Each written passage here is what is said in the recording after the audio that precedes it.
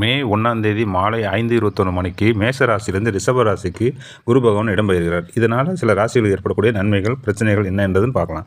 மேச ராசியை பொறுத்த வரைக்கும் வசதி வாய்ப்புகள் பெருகும், புகழ் கிடைக்கும், பணியிடங்களில் மரியாதை உருவாகும், சமூகத்தில் ஒரு நல்ல அந்தஸ்து கிடைக்கும், கொஞ்சம் இது வரைக்கும் இருந்த கவலைகள் தீரும். ரிஷப ராசிக்கு மனக்கவலை கொஞ்சம் அதிகரிக்கும், சில உடல்நலக் குறைவு ஏற்படலாம், சில சிரமங்கள் ஏற்படும். நல்லா திட்டமிட்டு செயல்பட்டால் பிரச்சனைகள்லேருந்து விடுபடலாம்.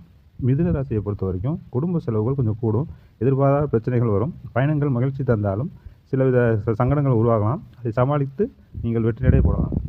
கடகராசி நேயர்களுக்கு வெற்றி மேன்மை தரும், கஷ்டத்தை சமாளிக்கலாம், கல்வியில் வேலைவாய்ப்பில் நன்மை கிட்டும், நல்ல ஒரு பிரச்சனை இல்லாத ராசி தான். சிம்ம ராசியை பொறுத்த வரைக்கும் நன்மையும் தீமையும் சம அளவில் இருக்குது. பேச்சில் கொஞ்சம் நிதானம் தேவை, கொஞ்சம் பிரச்சனைகள் வரதும் போகும், கொஞ்சம் பிரச்சனைகளை சமாளிக்கிறதுக்கான தைரியமும் உங்களுக்கு கிடைக்கும். கன்னி ராசியை பொறுத்த வரைக்கும் இதுவரை இருந்த மனக்கவலைகள் தீரும், பிரச்சனைகள்லாம் எல்லாத்துக்கும் ஒரு விடிவு காலம் பிறக்கும். குடும்பத்தில் வாகனங்கள் வாங்குவதற்கான வாய்ப்புகள்